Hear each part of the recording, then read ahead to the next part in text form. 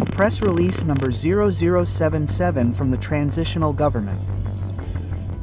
The Transitional Government informs the national public of the arrest of a group of marginal elements of the Malian Armed Security Forces for criminal offenses aimed at destabilizing the institutions of the Republic. When Mali's government announced that a coup attempt had been crushed, it wasn't just another news headline. It was a shockwave, a political earthquake narrowly avoided. The official statement painted a picture of a conspiracy that had been silently building since early August. A web spreading through military barracks, trickling into civilian circles, and finally exploding into arrests on August 14th. But what stunned Malians most was the precision of the government's response. Officials described a security service that had been watching, listening, and waiting for the right moment to strike. This wasn't panic. It was a preemptive strike, carried out with surgical accuracy. For weeks, surveillance had tracked communications between high-ranking officers and their civilian allies. And when the hammer finally fell, it fell hard. Generals with decades of service were handcuffed.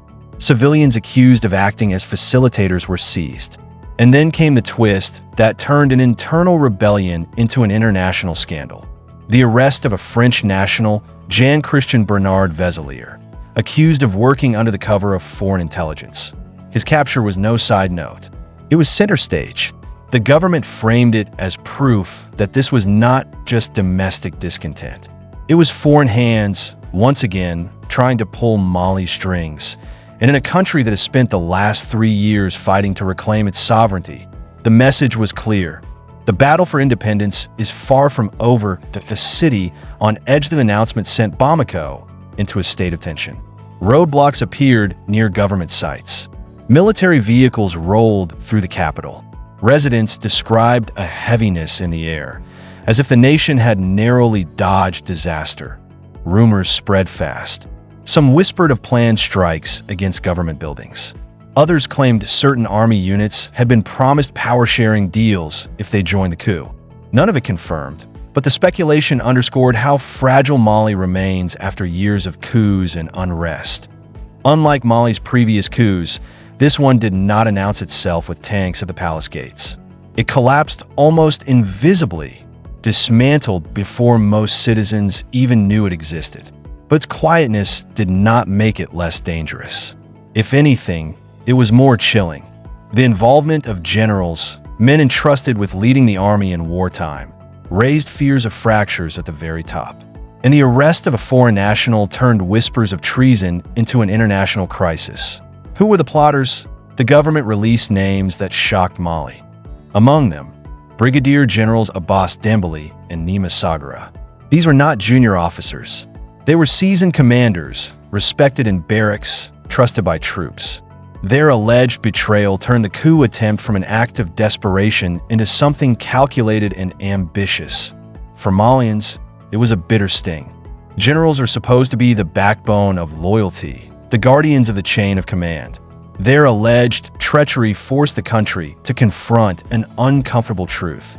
In a nation where the military doubles as both defender and power broker, loyalty at the top can never be taken for granted. The arrests went beyond the uniform. Civilians and political figures were accused of providing money, networks, and legitimacy to the plot. Their involvement showed that dissatisfaction wasn't confined to barracks. It spilled into civilian spaces, where frustration with the junta's long transition still lingers. And then there was Vezelier, the French national. His arrest transformed the story into something bigger than Mali. Authorities accused him of acting as a conduit, linking Malian officers to foreign intelligence networks. For the junta, he was the smoking gun, proof that Mali's sovereignty was once again under siege from Paris. For the people, his arrest revived an old suspicion that France never truly left, even after being expelled militarily in 2022. Why now? Why attempt a coup in 2025? Timing explains a lot. Mali is still stuck in a prolonged transition. The coups of 2020 and 2021 brought Colonel Assimi Goïta and his allies to power. Elections were promised, but have been repeatedly delayed. At the same time, the government cut ties with France and pivoted to new partnerships, especially with Russia. For insiders tied to the old order, that shift meant losing privileges, contracts, and influence. That on the ground, frustrations remain raw. The economy struggles. Sanctions have battered households. Insurgent violence continues despite government promises. In this climate, ambition and resentment make a dangerous mix. For ambitious officers, a coup offered power. For foreign actors unsettled by Mali's pivot away from the West, fanning discontent was an opportunity. This wasn't an open grab for power with tanks in the streets. It was quieter, spread across uniforms, politicians, and foreign networks.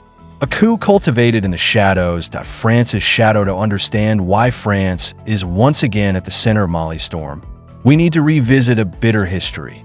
When jihadists swept across northern Mali in 2012, it was French troops who intervened. Operation Serval in 2013 was welcomed as salvation. French forces pushed militants back and stabilized a collapsing state. But gratitude faded. France morphed Serval into Operation Barkhane, expanding across the Sahel. Billions spent. Thousands of troops deployed. Yet insurgency persisted. Villages were attacked. Civilians died. And Malians asked, why was the violence not ending? Protests erupted. Anti-French sentiment grew. Many accused Paris of prolonging instability to maintain control. By 2020, when Goïta seized power, the mood had shifted. Sovereignty and independence became rallying cries. France was recast as a meddler, unwelcome and untrustworthy. In 2022, French troops were expelled. Malians cheered in the streets, waving Malian and Russian flags. But even after the military departure, suspicions lingered. Was Paris still interfering through intelligence networks and political proxies? The arrest of a French national in this coup attempt seemed to confirm what many already believed. France may be out of sight, but it has never been out of Mali's affairs. A coup in the war against insurgents, the timing could not have been more dangerous. Mali is still locked in a bloody war against insurgents who thrive on instability. Coup fracture militaire. They divide loyalties, weaken morale, and create rival commands. Had Generals Dembélé and Sagara succeeded in rallying more officers, the army could have splintered. And jihadist groups in Mopti, Gao, and Kidal would have seized the opening. Imagine it. Insurgents reclaiming territory, ambushing isolated units, villages falling back into militant control, all while Bamako descended into chaos. The government framed the coup not only as treason, but as an existential threat. A betrayal that would have handed victory to insurgents on a silver platter. Why crushing the plot? The junta claimed it had safeguarded not just power, but the nation's survival. The people react on the streets of Bamako. Reactions were mixed. Supporters of the junta cheered, waving flags and praising the vigilance of the security services. For them, the arrest of a Frenchman at the heart of the plot was vindication. Proof that Goïta's leadership is indispensable. The last shield against foreign manipulation. But others were skeptical. Civil society groups demanded evidence. Activists warned that if everything is hidden behind closed doors, people will wonder whether this was truly a coup or just a purge disguised as one. That tension between trust and doubt is Mali's defining struggle today. The regional and global stakes outside Mali. Reactions were cautious. France remained silent, unwilling to inflame accusations. Across West Africa, leaders watched nervously. The Sahel has been a domino line of coups, each one threatening to spill over borders. For Mali's allies, Burkina Faso, Niger, and Russia, the foiled coup was proof of foreign meddling and justification for their anti-Western stance. For Western capitals, it confirmed fears that Mali is sliding deeper into authoritarianism while leaning toward Moscow. The international divide mirrors Mali's domestic one. For some, this was a victory against imperial interference. For others, it was another step into isolation, resilience, or fragility. The foiled coup highlights both Mali's strength and its fragility.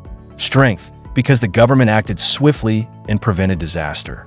Fragility, because the involvement of generals, civilians, and a foreign national reveals just how brittle Mali's foundations remain. For Goïta's junta, The challenge is to strike a balance.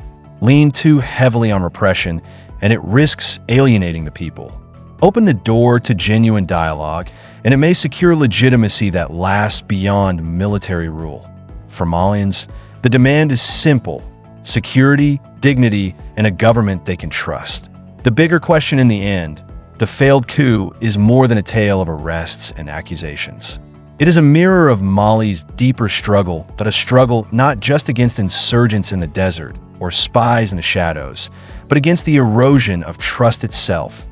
Trust between soldiers and citizens, between Mali and its rulers, between Mali and the outside world. Whether that trust can be rebuilt may decide the future of the republic, because the question remains, was this truly a coup or just another power play? And why, after decades of independence, does France's shadow still loom so large over Mali's destiny? What do you think? Was this a foreign-backed plot to destabilize Mali, or a narrative crafted by the junta to strengthen its grip on power? Let us know your thoughts in the comments below. And if you want to see more deep dives into Africa's fight for sovereignty, history, and identity, don't forget to like, share, and subscribe.